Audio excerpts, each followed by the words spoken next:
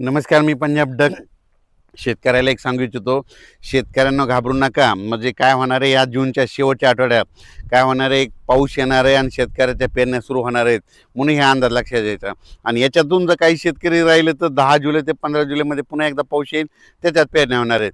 पण दुष्काळ वगैरे काही पडणार नाही, म्हणून हा प्रथम शेतकऱ्यांना अंदाज लक्षात द्यायचा. आणि त्याच्यामधून काय झालं की प्रसारमाध्यमातून बरंच भेडसावत आहे की दुष्काळ पडणार आहे. शेतकऱ्याला सर्वप्रथम सांगतो, यावर्षीचं साल सगळ्यात चांगलं राहणार आहे.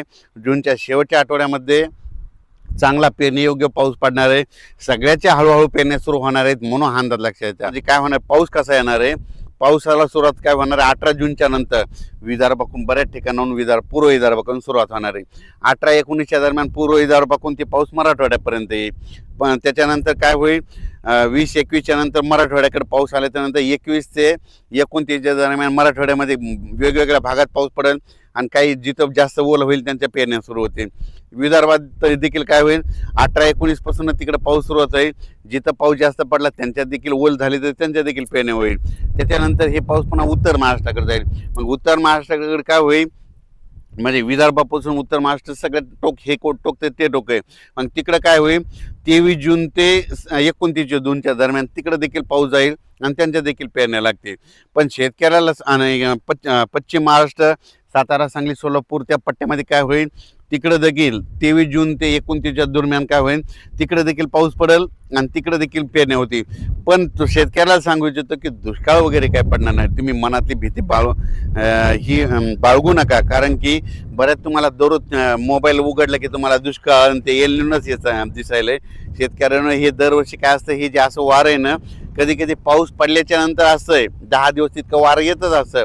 तर तुम्हाला सांगू इच्छितो, 19 तारखेच्या नंतर 19 जूनच्या नंतर राज्यामध्ये हे उन्हाचा पारा देखील ते कमी होणार आहे.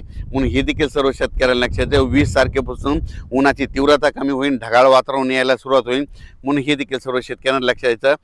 पण राज्यात मात्र जूनच्या शेवटच्या आठवड्यात चांगला पेरणीयोग्य पाऊस होईल, वेगवेगळ्या भागात पडेल. पण शेतकऱ्याला वाटतं की सगळीकडे पहिल्याच दिवस येणार, सगळीकडे नाही पडणार. काय होणार, दररोज वेगवेगळ्या भागात पाऊस पडेल आणि दाखल होईल, म्हणून हे लक्षात घ्यायचं. शेतकऱ्याला सांगू इच्छितो की 20 जून ते 30 जून दरम्यान ज्या ज्या भागात पाऊस पडेल, तिथं चांगलं पडेल, तिथं देखील पेरण्या होत्या.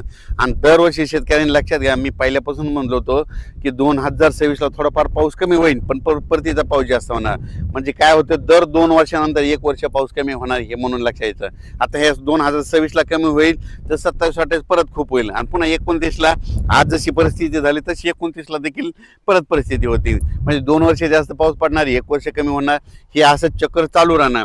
पण काय झालं की प्रसारमाध्यमातून शेतकऱ्याला त्या ऑनलाईनविषयी खूप भीती घातली. तर मला सांगतो शेतकऱ्यांनो, हे पुन्हा नंतर हे सगळे बातम्या बदलणार आहेत. बघा तुम्ही, पाऊस सुरू झाल्याच्यानंतर सगळे बातम्या बदलते. म्हणून माणसानं, माझं म्हणणं आहे, एक तर ठामच राहिलं पाहिजे. एक तर येणार का नाही येणार, मग ते म्हणतात की एल निनो, मला म्हणतात की एक तर म्हणते अतिवृष्टी होणार नसता.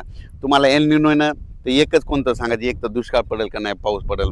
पण शेतकऱ्यांना सांगतो, हे सगळे प्रसारमाध्यमातून शेतकऱ्यांना भीती घालतात. शेतकऱ्यांना घाबरून जाऊ नका. पावसाचं काम करीत असतो.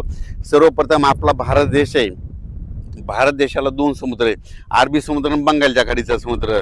म्हणून जरी अरबी समुद्राचा त्या बाष्पाचा पाऊस नाही आला तर बंगालच्या खाडीचा पाऊस येतं. आणि ज्या ज्या वर्षी मान्सून काय होतो, आल्याच्या नंतर स्थिरावतो, थांबतो, आणि त्याच्यानंतर काय होतं, मग पाऊस पूर्वेकडून येतो. आणि पूर्वेकडून आल्याच्या नंतर काय होतं, पूर्व विदर्भ, पश्चिम विदर्भ, मराठवाडा असा करीत पाऊस मग उत्तर महाराष्ट्राकडे जातो, शेतकऱ्याच्या पेरण्या लागतात. म्हणून हे लक्षात यायचं, एल निनो वगैरे काही नाही, शेतकऱ्याच्या पेरण्या होणार आहे निश्चित. काळ्या दगडावली रेग आहे, म्हणून काही शेतकऱ्यांनी घाबरून जायचं कारण नाही. धन्यवाद.